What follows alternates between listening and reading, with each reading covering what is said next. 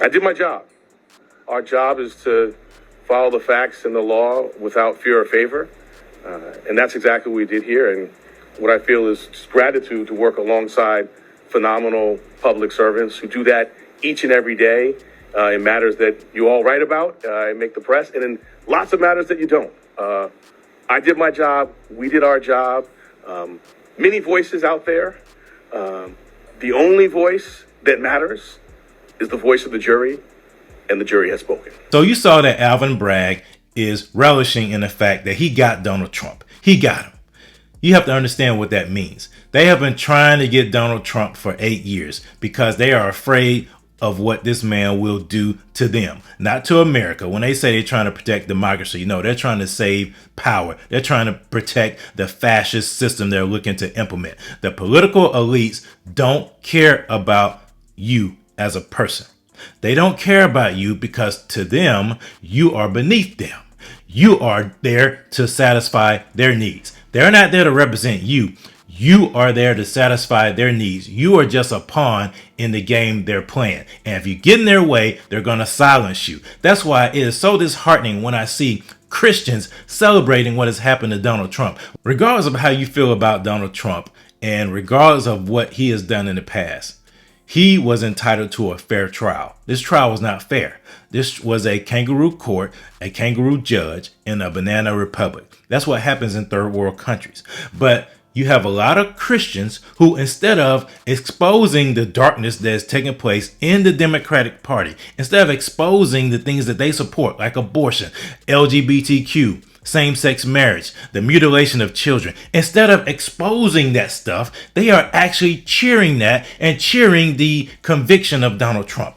They don't have the courage of their conviction to expose this stuff because they would rather see Donald Trump go to jail than stand up for biblical values and stand up for biblical principles. Ephesians chapter 5 talks about that we should expose the works of darkness, but instead they celebrate the works of darkness.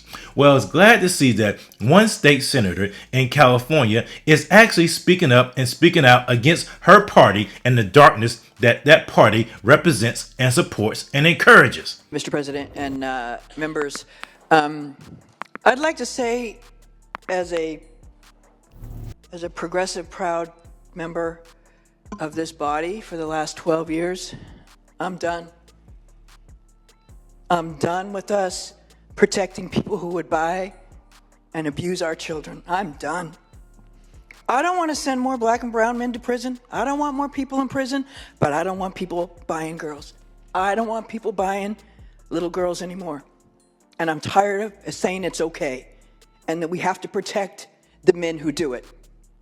As a mental health professional and as a social worker, I can tell you I've spent my entire career working with people who have been wounded. I'm not going to say beyond repair, but they have been wounded to their core by the abuse that's been heaped on them, oftentimes by those that they love and look to protect them. And if their parents won't do it, then by God, we should. Again, I am not arguing that we open the gates to flood our prisons with people, but I am arguing that we have a moral responsibility to say enough. Enough. We have given away enough on this area, and we've got to move back into the center, or we all look like fools and laughing stocks.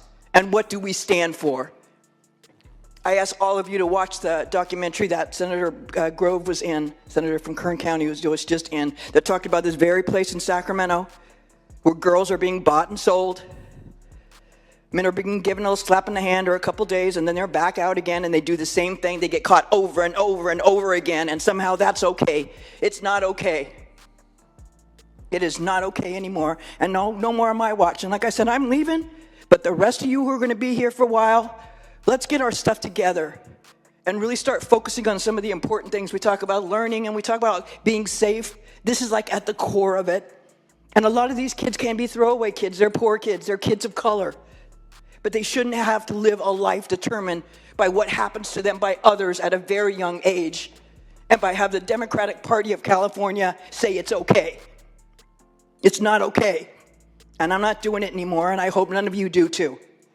We have to be able to draw a line, and for me, I'm drawing a line.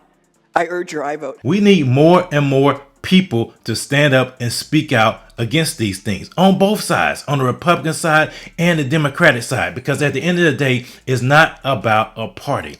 It's all about standing up for biblical values if you call yourself a biblical conservative, if you call yourself a Christian conservative. Too many conservatives give themselves the label of Christian, give themselves the label of biblical, but when it really boils down to standing up for those things, they will not. They choose their party over their biblical principles. Too many people in the black community, I speak specifically to the black community, would rather see Donald Trump go to jail on bogus charges than stand up and speak out against the ills that the Democratic Party is perpetuating in America, and specifically are perpetuating in the black community when it comes to fatherlessness, when it comes to disrupting the biblical family, when it comes to abusing our children, causing children to mutilate themselves and embracing that stuff. They remain silent. They don't agree with that stuff. They disagree with that stuff, but they don't want to rock the boat. They're too afraid to be labeled as an Uncle Tom, an Uncle Ruckus, a Stepin Fetchit, a coon. They're too afraid to do that. So instead, they cower in the background and let this stuff go on. And they let people on national TV, in the media, entertainers, people on shows like The View speak crazy stuff and say that they're coming home to the Democratic Party. 83% of black registered voters identify as or lean Democratic. 81% of black men, 81% are in the Democratic Party. So I don't want to hear anymore that black men are voting for Trump. Black women resoundingly will show up for Biden, and they're going to bring their sons, they're going to bring their grandsons, they're going to bring their husbands, and the black vote will turn out for President Biden. When will we as Christians stand up for biblical values regardless of the results? Stand up for biblical values regardless of the blowback.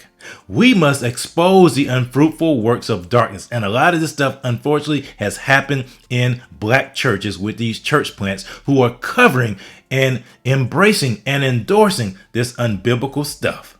Until we speak out about this stuff, America will continue its descent into the abyss.